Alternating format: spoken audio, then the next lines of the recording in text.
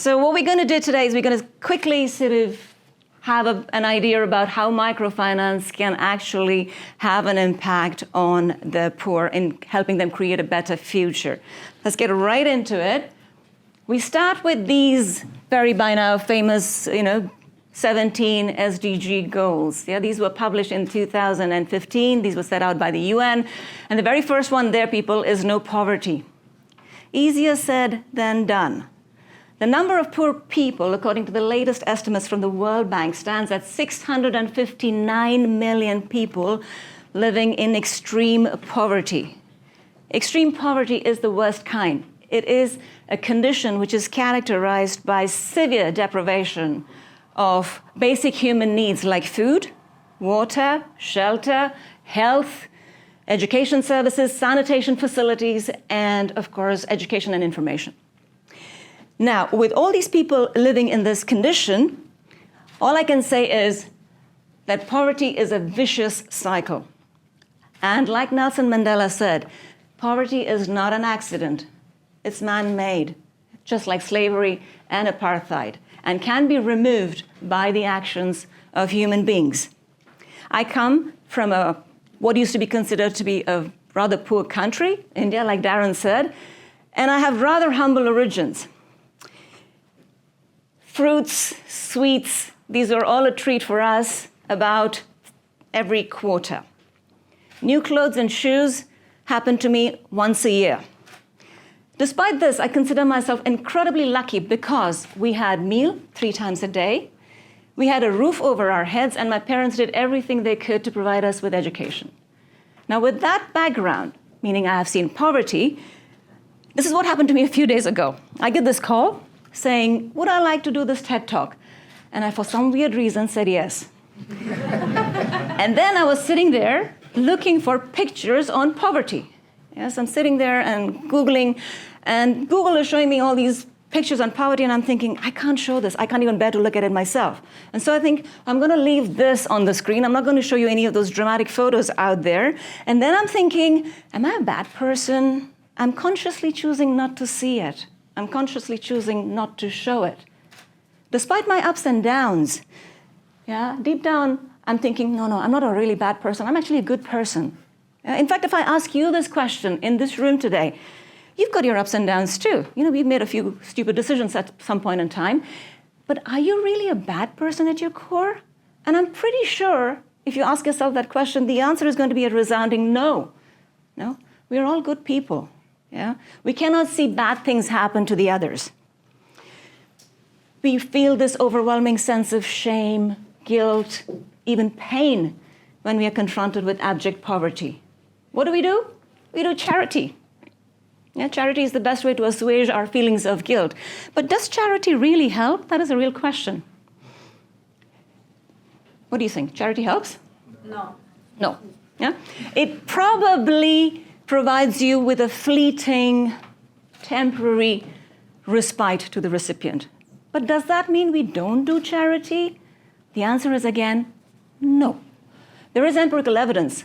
Buera, Kaboski, and Shin in 2016 published evidence which showed that financial intervention in the form of loans or financial grants or in the form of asset grants, for the ultra poor could really change their lives substantially.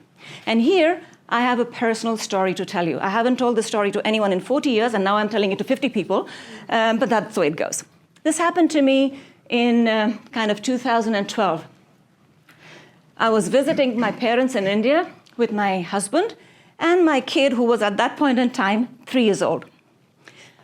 We go out for dinner one night, and after dinner, when we come out, my kid, this 3-year-old kid of mine, she sees this cart, this colorfully decked cart, and it's got these twinkling fairy lights around it. And it's a child's dream come true because this particular cart is stacked, packed with chocolates and lollipops. Predictably, my kid runs towards it, and I run behind her to limit the damage. She wins, I lose. She spends the next 10 minutes figuring out what chocolate she wants. What happens is, there is this gentleman standing behind this cart. He's looking at me. Actually, he's staring at me. It's quite unnerving. And he's got this cheeky grin, somehow familiar. And he's grinning at me. He's grinning. The girl chooses her chocolate. 10 minutes later, and I'm thinking, okay, how much do I owe you? I want to pay for my chocolate.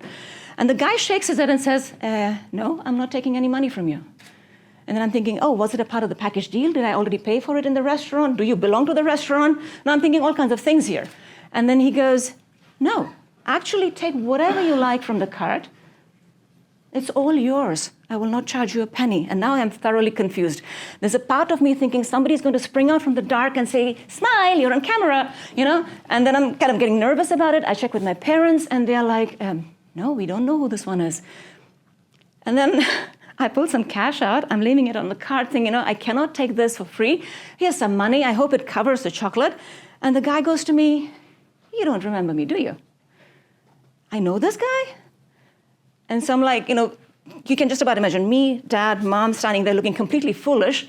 And then this guy goes to me, looks at me like that, and he smiles again. That grin. And the penny drops. This was Vasant. That name shouldn't mean anything to you, but it meant a lot to me. Flashback 1990. I had got my first job. Dad was earning. I was earning. There were two incomes in the family. We had more money than we had ever had in our entire lives. We were okay. How, when, why Vasant turned up, nobody really knows. But he was this 10-year-old, scruffy little kid, bundle of energy, chatterbox. And he just came every day, every other day. He would come home and he'd be there. We would play with him. And I quickly realized how clever this lad was. I also quickly realized that Vasant could not regularly attend school because he had to do odd jobs. He came from a very poor family. His parents were daily wage earners. He was the eldest at 10 of the 5 siblings. I made a deal with Vasant. If he went to school diligently, and if he could score good grades, then I would take on his schooling expenses, fees, shoes, clothes, whatever he needed. He kept his part of the deal. I kept my part of the deal. Time passes. He grows up, he finishes schooling, I move to England, and we lose touch. My family moved homes, and we just never really ever had any touch again. It turns out Vasant had used his schooling to get himself a decent day job. He put himself through night college. He got himself some culinary courses in place, and he set up this chocolate manufacturing and selling unit. And here he stood in front of me today, self-reliant, independent, on his own 2 feet. I was so proud of him that day. The next morning, he turns up with his wife and his 2 kids and a wad of cash. He gives me this cash and says, I would like to repay my debts. Honest to God, I had no idea how much I had spent, and honest to God, I don't think he knew how much he had spent, but this was a token money. He had brought it along with him. He wanted to give it to me. I refused. It was really embarrassing. I refused. And he said to me a very, very simple thing, very respectfully. He's like, it's very important for me that you take this money because this is the only way I'm going to get back my dignity.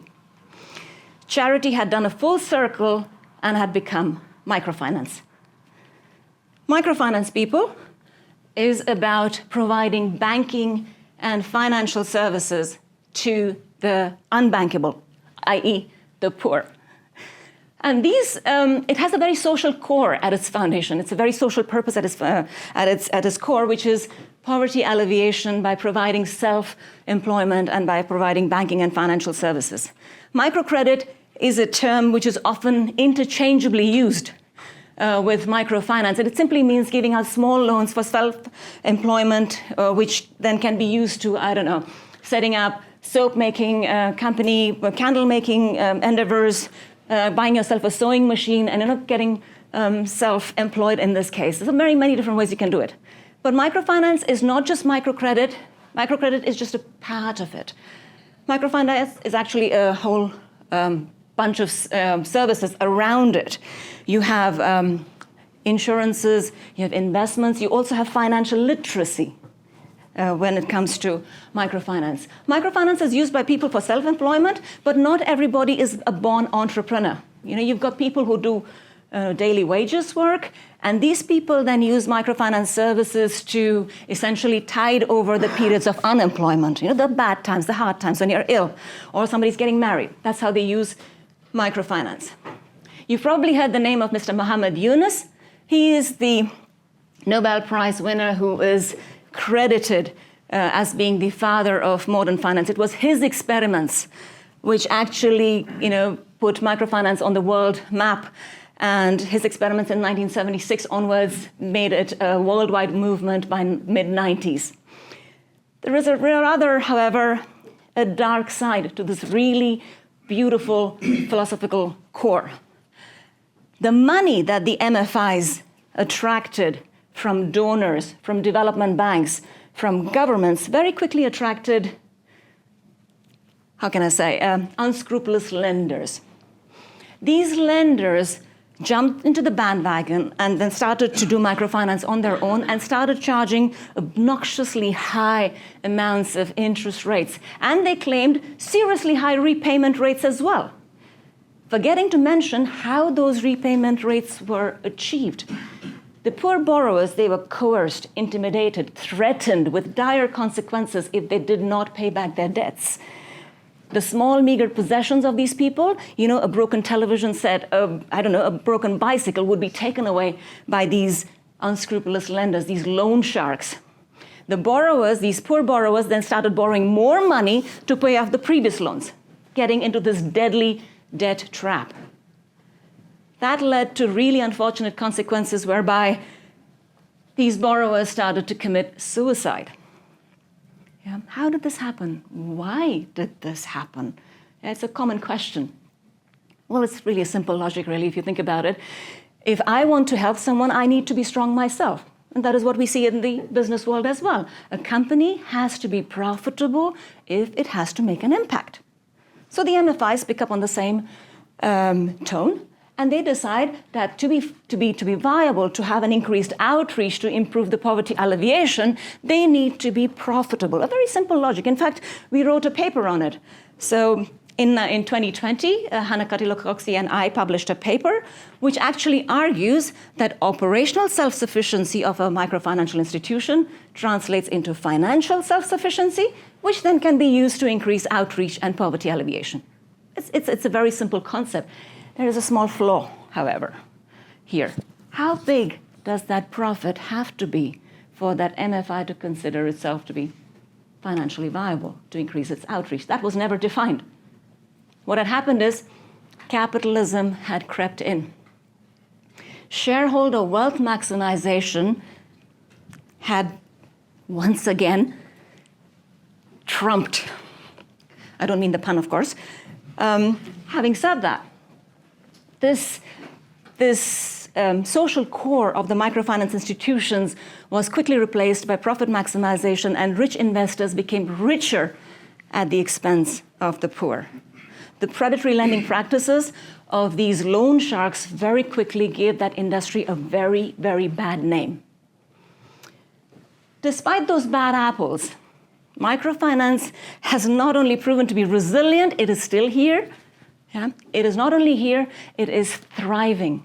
According to the latest research published on the LinkedIn, the microfinance market is valued at $220 billion in 2022, and this is expected to grow at an approximately 13% cumulative CAGR, cumulative aggregate growth rate, by 2028. Microfinance helps people achieve financial stability. It helps people claim back their rightful dignity. It does so not only by providing loans, but also for asking for compulsory savings. These savings can then be used to tide over during the bad times. It provides financial literacy. It trains those people to deal with money, to budget, to plan, to invest. It empowers people, especially the women, who in the poorer countries have even lesser rights. Like Yunus Muhammad said, credit is a universal human right. So, microfinance is not just about giving someone a fish. I'm not just going to give you a loan. It's also about teaching that someone to fish. Microfinance institutions have to prioritize that social core of theirs of poverty alleviation and put maximizing profits at the very best second position. Grameen Bank has already achieved this and can serve as a role model for all the microfinance institutions around the world, not only for the industry, but also for the regulators. It's a no-brainer. The poor and the weak in the society have to be protected till they become stronger. And here, the governments need to step in to regulate those interest rates, to establish standard MFI international policies, to also establish culturally sensitive MFI practices, and also to standardize and highlight the borrower rights. Microfinance is here to stay, and it should, as long as it takes to eradicate that poverty. Letting go of microfinance would be a fatal, fatal mistake. Governments in many countries have already cottoned onto this and are already putting into place much more transparency and much more borrower rights to make sure that the MFI institutions do not once again go down the deep, dark hole of profit maximization. Like Nelson Mandela said, abject poverty is demeaning, is an assault on the dignity of those who have to suffer it. In the end, it demeans us all. It makes freedom of all of us less meaningful. Think about that one. And on that note, people, it's high time we stepped away from the philosophy, losses are yours, profits are mine alone. Giving up on microfinance is not an option for anyone. Thank you.